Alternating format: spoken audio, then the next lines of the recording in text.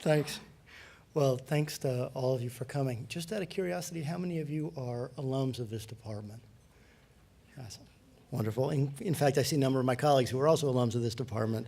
We're very, very grateful and pleased to have you back. And also on behalf of all the panelists, I wanted to thank our chair, Andrea, for giving us the after lunch spot. That was wonderful. I want you to know I tried to lead with a cartoon, but I was told that was not sufficiently somber for this august gathering. So you're just going to have to sit through your 19th presentation of the day. I apologize. You've heard already a lot about how MIT's political science department helps to solve the world's great problems and how much we care about doing so. And at the risk of piling on or preaching to the choir, I'd like to add another one to the list, to which the chair of the American Political Science Association alluded at the very beginning of the morning. And it's a tradition apparently in our department that's much stronger than I realized before he gave his talk and before I saw the list of alums who are presenting in the next panel. But that is actually serving in government while also being an academic. And so with your indulgence, I'd like to add my modest experience to this much more illustrious tradition of colleagues who have gone before me, because I think it reveals something very distinctive about our department. As Suzanne Berger said at the beginning of her talk, political scientists know that the state matters. We know that government is the institution that sets the parameters for all the other activities in society that we care most about, for scientific innovation, for healthcare, for trade, for economic growth, whatever it be. But governments are composed of people. And we know, even if we didn't know, we would know from Tom Wolfe, that people can matter when they're in government. And from the early work in our department, we know that street-level bureaucrats matter enormously to the views citizens have of their government, and also from the work of Rick Locke and his students. We know from Americanists that there is such a thing as policy entrepreneurship. And from people in the fields of international relations and security studies, we know that although having a well-meaning and intelligent official in office is no guarantee of having desirable policy, having an ignorant or badly intentioned person in office is a recipe for disaster. So government officials, particularly senior politically appointed officials in the United States, can have an enormous impact on whether the government makes the world a better place. And sometimes people in academia can bring a unique skill set to bear that will actually make sure government does the right thing.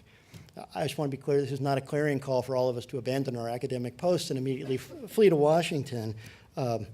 Some people who are academic experts in a subject can actually do more harm than good if invested with more political authority. I'm sure we all know colleagues at other departments who fall into this category. But this is one way that scholars can make a difference. And particularly if we're experts in a certain field, we care enormously about that field, we have a sense of what the right policy outcome is, and we don't care about our next job. That is, we can leave government and go back to academia. When in government, we can make a difference. So it must appear perplexing to people outside the discipline, the few of you in the audience who are not professional political scientists or PhD recipients in the field, that public service is greeted with such muted or varied reactions from the rest of the discipline, typically ranging from indifference to mild derision to sincere expressions of bafflement that people would choose to go to Washington rather than do their research in their office. And obviously, this is not a universal sentiment. When I was a grad student at Stanford, Mike McFall, Terry Carl, Larry Diamond, my advisors, were all very encouraging of me doing a stint in government, even when I was a graduate student and even when my tenure clock was running. But it is a very common sentiment everywhere else besides this department. And my impression is that the opposite is true here, that MIT gets it. And that sets us apart. So since I gave my job talk at MIT 17 years ago, I've done 3 stints in government, all in the national security, homeland security space.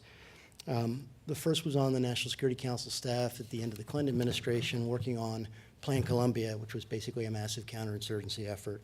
The second, to which Kathy already alluded, was at U.S. Customs and Border Protection, which is a large law enforcement agency where I was working on security cooperation with Mexico, and particularly the land border.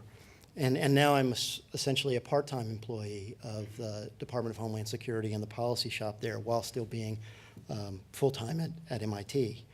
And I'm focusing exclusively now on how the government can bring to bear all the information we have about somebody attempting to enter the United States to adjudicate whether they are a threat or are not a threat, while at the same time protecting civil rights and civil liberties.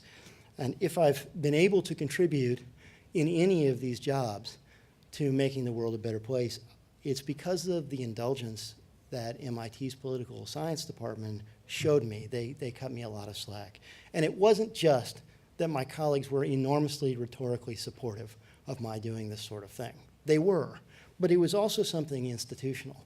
None of these stints in government were logistically easy to arrange. Those of you who have operated in this space know that the security clearance process can be incredibly protracted and unpredictable on the one hand, and on the other hand, MIT does like to know in May whether you will be teaching a class in September, and at the beginning of the semester in September, whether you will be there for the end of the semester. And it takes a lot of juggling and a lot of willingness to cut someone slack and accommodate them for academics to be able to serve in government, and that's very unusual to have a place that's willing to do it. So just to conclude, this is a department that obviously values scholarship first and foremost. That's appropriate. We are an academic department.